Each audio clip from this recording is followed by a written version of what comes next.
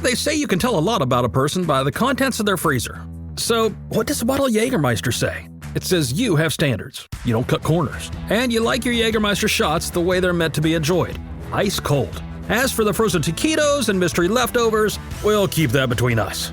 Drink it cold, or don't drink it at all. Jägermeister. Damn, that's cold. Drink responsibly. Jägermeister liqueur, 35% alcohol by volume. Imported by Mast Jägermeister, U.S. White Plains, New York. This is what everyone's talking about. Everything's on the table. This is what champions come to take. This is what everyone came to see. And the slam! No do-overs. No second chances. No more Mr. Nice Guy. This is winner take all. The NBA Finals continue on ABC and the ESPN app. Salut à toutes, salut à tous, bienvenue pour la 4e étape aujourd'hui du Tour Auvergne-Rhône-Alpes. Bienvenue aussi à un nouveau donateur sur Tipeee.com, un donateur au pseudo un petit peu particulier, mais merci à toi quand même. Mon beau Kiki, roi des Kiki, voilà son pseudo. Bon, c'est peut-être un fan de Kylian Mbappé en vue de la Coupe du Monde qui s'annonce, ou alors il a un chien qui s'appelle Kiki, je ne sais pas. Mais n'empêche, merci beaucoup, j'ai besoin de votre aide pour pouvoir continuer ce podcast. Si vous voulez vous aussi m'aider, me soutenir, c'est sur Tipeee.com, Tipeee.com. Tout don est vraiment le bienvenu et très utile pour moi. 4e étape donc aujourd'hui du Tour d'Auvergne-Rhône-Alpes, une étape au profil encore une fois un petit peu particulier. Les 50 derniers kilomètres sont plats et en descente, donc ça pourrait convenir à des sprinteurs, mais avant ça il y aura pas mal d'ascensions à franchir. D'abord le col de la Croix de l'Arbre, 4 km à 4%, ça sera au bout de 15 km. Ensuite plutôt une phase de transition avec même une longue redescente. Et puis là on aura des ascensions qui vont s'enchaîner. La côte du Temple, 6 km à 4%. La côte de Chougouaran, la plus dure, 2e catégorie, 8 km à 5,5%. Puis le col des Limites, 4 km à 5% de moyenne. Ensuite, on aura encore 2 petits cols de 4e catégorie, mais qui sont pas grand-chose. À chaque fois, 2 km à 4% de moyenne. Avant donc la longue redescente, puis le plat final pour arriver à Montron-les-Bains.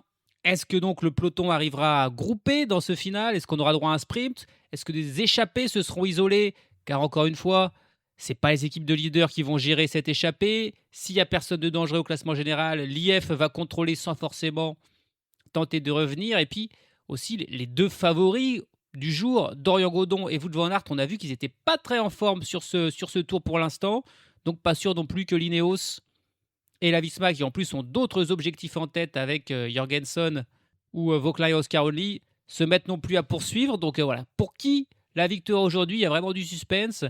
Si ça finit au sprint, on aura des coureurs aussi comme Finn Fischer-Black, comme Matteo Trentin. On a un vrai sprinter, c'est Phil Bauhaus pour la Bahrain victorieuse, c'est ce qui sera là dans le final. On a aussi des coureurs pour l'Alpecin Première Tech, Henry Houlig, Ramsès De Bruyne, Gal Glivar, évidemment, une équipe toujours plein de sprinters. On a Brian Coca pour la Cofidis, Michael Matthews, il a une bonne pointe de vitesse pour la Jayco Alula, Hugo Hofstetter pour la NSN Cycling Team, encore là. Pourquoi pas encore Sivone Velasco pour l'Astana Team, ou même Benoît Cosnefroy pour la Team Emirates. Voilà, des profils de sprinters, de punchers. Ça, c'est si ça arrive groupé, mais encore une fois, l'échappée a de bonnes chances d'aller au bout aujourd'hui. Si tout se goupille bien, on va voir ça. La chute de Bellocchi juste devant Armstrong qui est parti dans le terrain. Et attaque de Pierre Roland. Voilà ce que nous disons depuis le début de ce Tour de France. Une chute terrible. Christopher Froome à pied. Mais quelle image du Tour. On n'a jamais vu ça. 100% cyclisme, le podcast du vélo en direct. Ça va Marion? Désolé. C'est parti, le kilomètre 0. Une étape de 167 km aujourd'hui. On a un petit peu attendu pour lancer le kilomètre 0 parce qu'on a Baptiste Weistrofer là qui est tombé dans le départ fictif, la zone neutralisée. Alors je suis un petit peu déçu parce que c'est vraiment une étape qui aurait pu lui aller à Weistrofer. Malheureusement là il est tombé, en plus il a l'air de s'être fait un petit peu mal, donc c'est vraiment pas sûr qu'on le voie à l'avant aujourd'hui. Et puis à noter aussi un coureur non partant, c'est le Portugais Ivo Oliveira pour la Team Emirates, tombé malade pendant la nuit et qui ne sera pas au départ de cette 4e étape. On est parti depuis une quinzaine de kilomètres et malgré les nombreuses tentatives, pour l'instant, aucune échappée qui ne parvient à se former. On a vu des petits groupes de 4, des petits groupes de 5, on a vu un gros groupe de 40 tenter d'y aller, mais pour l'instant, le peloton qui poursuit, qui ne laisse partir personne. Il y a aussi un intérêt assez rapidement, ça c'est pour l'équipe NSN. Le sprint intermédiaire, il aura lieu au bout de 50 km. Et donc, si jamais il n'y avait pas d'échappée, ou si Nadav Reisberg était dans l'échappée, il pourrait encore aller remporter un 3e sprint intermédiaire sur 3. Ça serait intéressant. Et en plus, Reisberg aujourd'hui, pareil, si le peloton arrive groupé, ça pourrait être intéressant pour lui d'être là dans le final pour encore prendre des points, voire même lutter pour la victoire. La NSN Cycling Team, c'est peut-être une des équipes qui sera la plus intéressée pour poursuivre une éventuelle échappée, au même titre peut-être que l'Alpecin Première Tech. On va suivre ça. En tout cas, pour l'instant, pas d'échappée. Encore des coureurs qui insistent là avec Marco Frigo, qui est celui qui va passer au sommet de cette première difficulté du jour. On est là dans le col de la Croix de l'Arbre, 4 km à 4%. Et c'est Marco Frigo qui, en faisant son attaque, en tentant de partir, passe en tête. Mais le peloton qui, pour l'instant, est juste derrière, qui poursuit. Ça n'a pas marché. Le coup avec Marco Frigo, ils étaient 7, mais ils ont été repris. Un quatuor a tenté de sortir un petit peu plus tard. Ça n'a pas marché non plus. Là, on a un duo de coureurs de l'UNOX qui tentent à leur tour d'y aller. Cette fois-ci, on est dans la descente, une longue descente durant 10 km. Ils se disent que c'est trop difficile en montée ou sur le plat pour faire les différences. Alors peut-être la descente, c'est ce que tente de faire ce duo de l'UNOX. Pour sortir, il faut dire qu'il y a pas mal de vent de face aujourd'hui. Et ça explique aussi pourquoi c'est très dur pour une échappée de prendre le large. Personne à l'avant, personne qui n'arrive à s'extirper du peloton. Et on va arriver à ce sprint intermédiaire. Et là, on voit immédiatement les coureurs de la NSN qui sont intéressés, avec Hugo Hofstetter qui mène Nadav Reisberg. Il n'y a personne d'autre qui va aller les contester. Nadav Reisberg qui va ensuite passer son équipier pour prendre la première place de ce sprint, reprendre 10 points de plus. Hofstetter qui passe en 2e position. Personne d'autre derrière qui ne les a contestés. C'est bien joué ce que fait Nadav Reisberg pour l'instant sur ce Tour Auvergne-Rhône-Alpes. C'est bien quand des coureurs se fixent un objectif de maillot comme ça. En général, on voit plus ça sur les maillots de meilleurs grimpeurs, mais là, c'est le maillot de meilleur sprinter qu'ils tentent d'aller chercher grâce au sprint intermédiaire. Est-ce que, maintenant que ce sprint intermédiaire est passé, on va pouvoir enfin avoir une échappée, surtout que désormais, la route va vraiment monter. La côte du Temple et la côte de Chougouaran qui vont s'enchaîner. Là, on est parti pour quasiment 15 km d'ascension. C'est quasiment le moment ou jamais maintenant pour une échappée pour se former. Allez, un trio là qui tente de sortir avec Quinn Simmons dans son maillot de champion des États-Unis, accompagné d'Andreas Kron pour l'UNOX et Jordan Jegat qui retourne, le français de la Total Energy, qui à la fois n'est pas très en forme, mais à la fois au moins essaye, il tente de sortir. Ces trois coureurs, ils ont le plus gros écart qu'on ait vu pour l'instant avec le peloton. 20 secondes d'avance sur le peloton, c'est évidemment pas beaucoup. Et derrière, ils sont poursuivis par quelques coureurs qui sont pas loin derrière, avec 2 coureurs de la Movistar, Pablo Castrillo et Raúl Garcia Pierna. On a aussi Matteo Verché pour la Total Energy, Yann Castellon pour la Cararoal et George Bennett pour la NSN. Voilà, les 5 coureurs qui sont derrière. Et puis on a encore quelques autres coureurs là, qui tentent de sortir avec Guichelem Reise pour la Picnic Post-NL, Hugo Hull pour l'Alpecin Première Tech, Marco Frigo qui retourne pour la NSN Cycling Team. Mais les écarts sont encore minimes alors qu'on est dans cette ascension donc désormais de la côte du Temple. On arrive même au sommet. Et c'est Quinn Simmons là, qui va passer en tête devant Andreas Kron en passant son relais. On n'est pas là pour se battre pour les points du tout. On veut essayer de creuser, de distancer le peloton. Désormais, on va arriver dans la côte de Chougouaran. C'est la plus dure. Et si jamais on n'arrive pas à creuser sur le peloton dans cette ascension, eh bien, pas sûr qu'il restera suffisamment de difficultés et de distance pour s'envoler. Et alors, peut-être qu'on se dirigerait plutôt vers un sprint aujourd'hui. Et l'écart qui grandit, et on la tient, notre échappée du jour. Et elle est pour l'instant de 12 coureurs, parce que le trio de tête, Simmons, Jegat et Kron, ont été rejoints par ceux qui le poursuivaient, à savoir George Bennett, Marco Frigo, Raúl Garcia Pierna, Pablo Castrillo, Matteo Verché. Mais on a aussi Samuel Watson, le sprinter de la Lineos, qui est là, tout comme Finn Fischer-Black de la Red Bull Boransgro, qui a réussi à faire le jump. Lars Kraps pour la Lotto Intermarché aussi. Coureurs qui sont partis dans un second temps, mais qui viennent de rejoindre aussi la tête de la course. Alors que par contre, on a Hugo Hull et Guichelem Reise qui sont en difficulté, qui sont distancés. Ils étaient revenus, mais là, ils sont de nouveau distancés. Ils n'arrivent pas à suivre le rythme dans cette côte de Chougouaran qui est très difficile. Et le peloton, lui, désormais pointé à 1 minute 40. L'écart n'est pas encore énorme. Il faudrait que ça grandisse un petit peu pour y croire. Mais voilà, Une échappée est en train de se faire, mais qu'est-ce que ça aura été dur. On est quasiment à mi-course, on a fait 75 km. Il en reste encore 90. Yann Castellón, le coureur de la Cara-Rural qui est à l'avant et qui attaque pour prendre les points au sommet de la côte de Chouguaran. Il y a 5 points à prendre pour lui. Et il ne se fait pas prier pour aller les chercher. Il fait un gros effort. Alors en partant de loin pour prendre les points, derrière c'est Jordan Jegat qui va passer en deuxième position devant Quinn Simmons. Et à noter que ce Yann Castellón là, on pourrait se dire c'est le petit coureur, mais c'est quasiment le mieux classé du général parmi les échappés. Il est à 3,43 d'Alex Baudin. Seul George Bennett est un petit peu mieux classé. Il est à 3,29. Ce sont les deux coureurs un petit peu dangereux au classement général. Les deux coureurs qui vont faire en sorte que dans le peloton, il va falloir travailler du côté de l'IF pour éviter de mettre en danger le maillot de leader d'Alex Baudin. L'écart qui est toujours d'1 minute 40 avec le peloton au moment donc de passer cette difficulté. Désormais, une descente sur 10 km. Puis ça sera le col des limites, 4 km à 4,7%. C'est un peu la seule véritable difficulté sérieuse de la journée. Il restera 2 petites côtes de 4e catégorie, mais qui seront relativement faciles. Voilà, qu'est-ce qu'il arrive à Juan Ayuso, qui semble en difficulté là, dans le col des limites. Ouais, c'est compliqué pour l'Espagnol. Il a été distancé. Ouais, il est en train de revenir quand même dans le peloton, aidé par ses équipiers. Est-ce que c'est un petit peu des manques de jambes ou est-ce qu'il a un souci mécanique là? En fait, Juan Ayuso, on ne sait pas trop.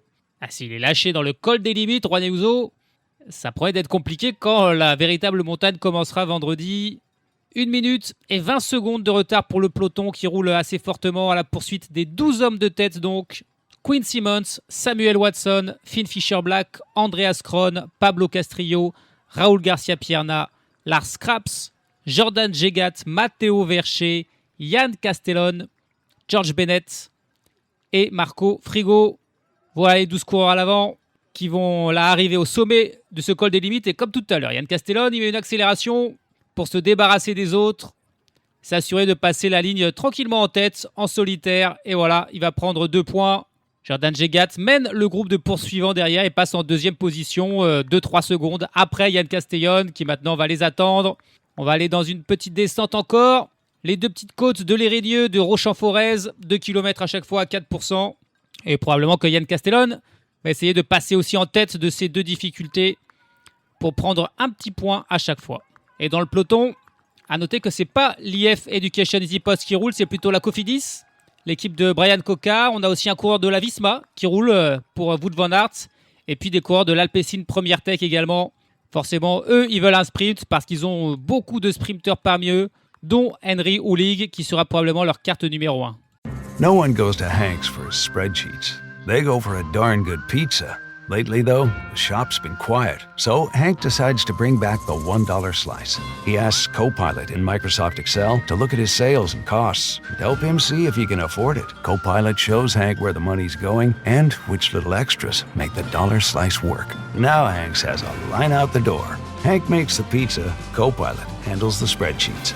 Learn more at m365copilot.com/work. Experience a membership that backs your business journey with American Express Business Platinum. Earn 5 times membership rewards points on flights and prepaid hotels booked on AmexTravel.com. Plus, apply to find out your welcome offer, which could be as high as 300,000 membership rewards points. American Express Business Platinum. There's nothing like it. Terms apply. Welcome offers vary, and you may not be eligible for an offer. Learn more at americanexpress.com/business-platinum.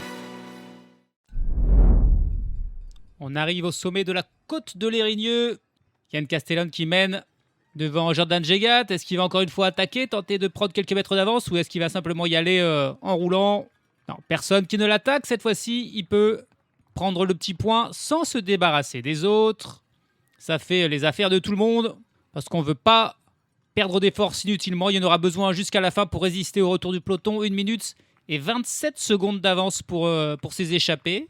Ils reprennent donc un petit peu de temps. Ça va être un gros suspense jusqu'au bout parce que 12 coureurs, c'est beaucoup. Ils sont tous très motivés. On a des coureurs qui peuvent vraiment voir la victoire d'étape, notamment Samuel Watson, le sprinter, et Finn Fischer-Black, qui a aussi une très bonne pointe de vitesse. Alors le problème, c'est que comme il y a ces 2 coureurs qui semblent un petit peu au-dessus du lot, il y aura peut-être des attaques individuelles. Un Quinn Simmons, un Raúl García Pierna, ils vont tenter peut-être de partir tout seuls. Ça va désorganiser peut-être un petit peu tout ça. Et ça pourrait profiter au peloton qui est mené par 3 équipes, donc la Cofidis, la Visma et l'Alpecin. Et il y aura un match tendu entre les échappés et le peloton pour la victoire d'étape. La dernière difficulté du jour, la côte de Roche-en-Forez. Encore une fois, relativement facile. Et c'est encore Yann Castellón qui mène le groupe des échappés et qui va passer en tête, prendre encore un petit point. Bon, il aura fait une bonne razzia. Il aura pris 9 points au total aujourd'hui, Yann Castellón. Passe au sommet à l'instant. 1 minute 30 d'avance sur le peloton qui est désormais quasiment au complet. Même si là, on voit Nadav Reisberg, le maillot vert, qui est légèrement en difficulté. Michael Matthews avait été distancé, mais il est revenu. On a Baptiste Weistrofer qui, lui, est toujours en grande difficulté suite à sa chute en tout début d'étape, même avant l'étape. Il s'est fait mal, on voit, il saigne sur le côté droit. Il est lui aussi distancé. Mais à part ces quelques coureurs-là, et Nadav Reisberg, il est vraiment juste derrière. Donc il va parvenir à rentrer probablement dans la descente qui va suivre. On va voir un peloton groupé à la poursuite des 12 hommes de tête. Désormais, il y a encore 10 km, un petit peu de plat avant la vraie redescente. 20 km de descente, puis 30 derniers kilomètres tout plat. Il reste 57 km à faire. Et le bras de fer entre le peloton et l'échappée est désormais lancé. Oh, attention, qui c'est qui vient de se prendre une gamelle là? Un coureur de... Ah, c'est Samuel Watson parmi l'échappée. C'est Samuel Watson, je pensais que c'était un coureur de la Team Emirates. Mais non, il a le maillot de champion du Royaume-Uni. Donc c'est un maillot tout blanc. Mais il était dans le fossé. Samuel Watson, dans cette descente. Qu'est-ce qu'il a fait? Ah ouais, c'est bizarre. Dans un virage pas très dangereux, il a fait un petit peu un tout droit. Et il a fini dans le fossé. Son vélo dans le fossé. Lui sur le goudron qui a envie de s'asseoir dans l'herbe. Et alors là, c'est vraiment le coup dur pour la Net Company Ineos. Peut-être il a eu une crevaison parce qu'il a vraiment perdu le contrôle de sa monture dans cette descente. Et ça, c'est un coureur de l'échappée en moins qui, en plus, était un petit peu le favori, le meilleur sprinter parmi les hommes de tête. Là, le peloton qui passe devant lui, il est debout, mais il s'est vraiment arraché de partout. C'est terminé pour, bien sûr, les espoirs de victoire, non seulement au sein de l'échappée, mais aussi c'est fini au sprint du peloton. Même s'il est dans le peloton, là, il est complètement abîmé. Il ne pourra pas sprinter aujourd'hui, Samuel Watson. La chute, on est à 37 km de l'arrivée. L'écart qui diminue, 1 minute et 4 secondes d'avance. On a une nouvelle équipe qui vient travailler dans le peloton. C'est la Bahrain victorieuse, évidemment, l'équipe de Phil Baos et de Matej Goveka. Il est là dans ce peloton, Phil Baos, et donc forcément, c'est un peu le seul pur sprinter de tout la start list. Et donc, bien sûr, on veut revenir sur les échappées pour se disputer cette victoire au sprint. 20 km de l'arrivée et l'écart qui diminue quand même, hein, plus que 40 secondes d'avance pour les 10 hommes de tête parce qu'on a George Bennett qui a aussi disparu. Il a eu un petit souci technique. Après Sam Watson, ça en fait un deuxième qui disparaît. Ça paraît compliqué quand même. 40 secondes, même s'ils sont 10, même si là ils travaillent bien ensemble. Derrière, on roule fortement à la Cofidis, la Bahrain victorieuse qui se livre. On voit un petit peu moins la Visma. Ils veulent pas non plus perdre des forces inutilement. L'important, c'est Jorgensen. C'est pas Van Aert aujourd'hui. Il y a un gros match, mais voilà, l'écart qui diminue. Et l'avantage qui semble, comme bien souvent, tourner du côté du peloton. Plus que 10 km désormais. Et il n'y a plus que 20 secondes d'avance pour les 10 hommes de tête. C'est compliqué, même s'il y a encore un petit peu de suspense. Une longue ligne droite là de 10 km jusqu'à l'arrivée, avec vent dans le dos quand même pour les hommes de tête. Mais voilà, on sent que c'est quasiment foutu. Et du coup, Quinn Simmons, c'était sûr qu'il allait se mettre une accélération. C'est maintenant qu'il la met. Marco Frigo qui suit, Finn Fischer-Black aussi. Mais il se retourne, ils peuvent voir le peloton juste derrière.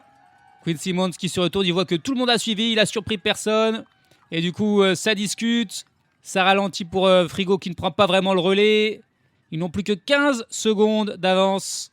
Et ça sent le sprint massif. Ah, le suspense, c'est encore là en fait. Hein. Là, l'écart qui d'un seul coup se maintient. 18 secondes. On est à moins de 5 km de l'arrivée désormais. Et les 10 hommes de tête qui se sont de nouveau réentendus là après l'attaque de Quinn Simmons. J'ai refroid de nouveau là en l'échappée. Suspense total. Et dans le peloton, la Visma qui se remet à travailler. On a la Tudor aussi de Matteo Trentin qui a mis un coureur.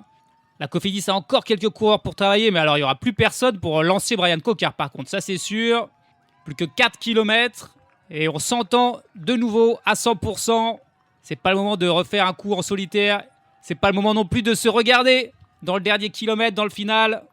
Qu'est-ce qui va se passer si ça se joue au sprint entre ces 10 coureurs? A priori, Finn Fisher-Black est peut-être le favori. Maintenant que Samuel Watson n'est plus là, en tête du peloton, on voit 2 coureurs de la Cofidis qui roulent, un coureur de la Tudor derrière lui et 3 coureurs derrière pour la Visma Isobike avec Wout van Aert déjà en 3e position. Phil Bauhaus, c'est lui dans la roue de Wout van Aert. Mais ils se préparent comme s'ils allaient sprinter. Mais bon, il faut rattraper les échappées, les kilomètres qui passent très vite. On est à 3 km désormais, 16 secondes de retard. Et on ne voit plus de coureurs. Et c'est assez étonnant de l'Alpecin Première Tech, là, l'équipe de André Houlig qui ne roule plus. Alors qu'ils ont besoin de soutien, les Cofidis, là, s'ils veulent avoir de l'espoir de ramener les hommes de tête. Plus que 2 km 500, 14 secondes d'avance encore. Est-ce que cette échappée va aller au bout? Je rappelle les 10 coureurs quand même. Quinn Simmons, Finn Fisher-Black, Andreas Kron, Pablo Castrillo, Raúl García Pierna, Lars Kraps, Jordan Jegat, Matteo Verche, Yann Castellon et Marco Frigo. Dans le peloton autour d'Eduardo Affini d'aller travailler. Et tiens, ça, il y a un cours de l'Alpecin Première Tech avec Michael Gogol qui est dans sa roue, qui va aussi... là-bas, il peut pas. Michael Gogol, il peut pas suivre le rythme de l'Eduardo Affini. Et du coup, on a désormais 4 coureurs de la Visma là aux 4 premières places. Et attention à l'avant, l'attaque de Pablo Castrillo qui tente de surprise. Voilà, ça se désorganise. C'est un peu tôt. Andreas Kron qui saute dans sa roue. Et tout le monde qui parvient à suivre l'effort là de Pablo Castrillo. Et là, ça va être le moment très important quand Castrillo va se relever. Qu'est-ce qui va se passer? Attention, voilà, ça se regarde. Ça se regarde au moment où Castrillo arrête son effort. Et du coup, il continue Castrillo. Ok, Castrillo, finalement, il est en mode « Je me sacrifie pour Raúl García Pierna ». Il n'y a personne qui est venu relever Pablo Castrillo. Il faut que quelqu'un vienne l'aider. Parce que derrière, il y a la Visma qui revient très vite. Il n'y a plus que 10 secondes. Ils ont passé la flamme rouge. Ça va peut-être être bon. Ça va peut-être être bon quand même. Parce que voilà, vent dans le dos, ça les pousse. Et là, c'est Pablo Castrillo. C'est vraiment Pablo Castrillo qui sauve cette échappée. Il continue son effort. Il a Kron dans sa roue. Lars Kraps en 3e position. Et c'est parti pour le sprint. Avec Quinn Simmons qui lance de très très loin. Andreas Kron qui est de l'autre côté de la route. Pour l'instant, c'est Quinn Simmons qui est en tête avec Finn Fisher-Black qui est en train de remonter. Finn Fisher-Black qui remonte Quinn Simmons. Mais ça va être pour Quinn Simmons qui s'impose. Quinn Simmons pour la Lidl Trek qui s'impose devant Finn Fisher-Black. Et le peloton qui arrive juste derrière, réglé par Wout van Aert. Mais le peloton qui n'a jamais réussi à revenir. Et Quinn Simmons qui a réussi à résister au néo-zélandais Finn Fisher-Black pour aller s'imposer. Le coureur au style inimitable qui a bien joué le coup. Il a attaqué de loin. Et il a résisté jusqu'au bout. Et il doit une belle chandelle à Pablo Castrillo. En plus, Quinn Simmons, c'est lui qui a failli condamner l'échappée en attaquant tout seul. Et là, on revoit l'effort de Quinn Simmons avec Matteo Verche dans sa roue. Fisher-Black qui tente de le remonter, mais qui va rester bloqué à mi-vélo de Simmons. Matteo Verche qui vient prendre la 3e position. Marco Frigo 4e. García Pierna 5e. Et dans le peloton, on voit Dorian Godon aussi qui a lancé le sprint de très loin, mais qui s'est ensuite fait déborder par Wout van Aert. Ils vont terminer 4-5 secondes derrière l'échappée. Derrière Quinn Simmons, le vainqueur du jour pour la 3e fois en 4 étapes. L'échappée est allée au bout. Et l'étape où l'échappée n'est pas allée au bout, c'était le contre-la-montre par équipe. Donc forcément, ça ne pouvait pas être pour une échappée. Et là, c'est Quinn Simmons qui en a profité. On ne dit pas que Quinn Simmons, c'était avec Jordan Jegat et Andreas Kron les premiers à avoir réussi à sortir du peloton, à faire la première échappée à 3. Ils ont ensuite été rejoints par les autres. Mais voilà, il était l'initiateur du mouvement victorieux. Et il le conclut parfaitement avec cette victoire. Il n'avait plus gagné depuis quasiment un an, jour pour jour. Quinn Simmons, c'était une étape sur le Tour de Suisse. C'était déjà au niveau World Tour. C'est sa 3e victoire au niveau World Tour dans sa carrière. Il a aussi remporté une étape sur le Tour de Catalogne en 2025. 8e victoire au total, si on compte toutes les courses pour Quinn Simmons, le champion en titre des États-Unis, qui va très bientôt remettre son titre en jeu. Ça serait dommage qu'il perde ce titre. On aime bien le voir avec son petit maillot, sa barbichette, ses longs cheveux. Et aujourd'hui, un sprint réglé de main de maître quand même. Il a dit après l'interview d'après-course que c'était la première fois qu'il remportait un sprint. Alors, c'était pas un sprint massif, mais quand même, ils étaient 10. Et il aurait été le meilleur. Quinn Simmons qui devance Finn Fisher-Black et Matteo Verche, Marco Frigo, Raúl García Pierna, Andreas Kron, Jordan Jegat, Lars Kraps, Yann Castellon n'ont pu le battre. Pablo Castrillo qui est celui qui a permis à cette échappée d'aller au bout dans le dernier kilomètre, termine 10e à 4 secondes, juste devant le peloton réglé par Wout van Aert, devant Brian Cocard, Phil Bauhaus et les autres. Un peloton presque groupé, quelques coureurs ont perdu du temps, notamment Joao Almeida qui est quasiment en vacances sur ce Tour Auvergne-Rhône-Alpes. Il n'est pas là pour performer, il termine à 5 minutes 32. Et puis les deux derniers du jour sont les deux malheureux. Baptiste Weisstroffer, tombé avant même le début d'étape dans la zone neutralisée, le départ fictif. Et puis Samuel Watson, tombé lui alors qu'il faisait partie de l'échappée. Et l'histoire aurait peut-être été très différente s'il n'avait pas tombé. C'est peut-être lui qui aurait remporté ce sprint et non Quinn Simmons. Au final, il termine non pas premier mais dernier du jour à 13 minutes et 2 secondes en compagnie donc de Baptiste Weisstroffer. Et puis en plus de Ivo Oliveira qui n'a pas pris le départ, on a eu un abandon en cours de journée, c'est pour l'Espagnol de la Red Bull Bora-Hansgrohe, Eymar Echeverria. Aucune conséquence au classement général. Alex Baudin est toujours leader avec 12 secondes d'avance sur Kevin Vauquelin et Oscar Onley. Nadav Reisberg, qui n'a pu faire mieux que 32e du jour, est quand même toujours leader au classement par points devant Raúl Garcia Pierna et Finn Fischer-Black. Au classement de la montagne, Clément Brassa-Afonso, toujours leader devant Alex Baudin et Benjamin Thomas. Et Alex Baudin est aussi le meilleur jeune devant Kevin Vauquelin et Oscar Onley. Demain, la 5e étape. Les sprinteurs se sont ratés aujourd'hui. Ils n'auront pas le droit de se rater demain parce que ça sera leur dernière opportunité. Le final est encore plus facile qu'aujourd'hui, avec en gros les 90 derniers kilomètres qui sont placés, une longue étape de 196 km. Mais il y aura quand même des difficultés. Alors il n'y en a que 2 de répertoriés en tout début d'étape. Après 2 km 500, on a la côte de la Croix-Blanche, ou plutôt on commence au pied de la côte de la Croix-Blanche, puis le col de la Gâchette. Voilà, c'est les 2 seuls répertoriés. Mais pourtant, on a la montée d'Avez de 8 km à 3,4%, celle de Saint-Laurent de Chamousset, 5 km à 4,6%, celle d'Oncte, 5 km à 5%. Mais aucune de ces difficultés ne sont répertoriées. Il faudra pourtant les franchir pour les sprinteurs s'ils veulent aller au bout. Et cette fois-ci, rattraper l'échappée avant l'emballage final. Ou est-ce qu'on aura le droit à une 4e victoire de l'échappée demain? Ça sera encore une étape à suspense sur ce Tour Auvergne-Rhône-Alpes. Salut à tous, salut à toutes. Have no fear, Chosen Foods is here to defend your favorite foods from the forces of seedy oils and sketchy ingredients. With cooking oils, salad dressings, and mayo, all powered by the good fats from 100% pure avocado oil and simple, delicious ingredients. Chosen Foods.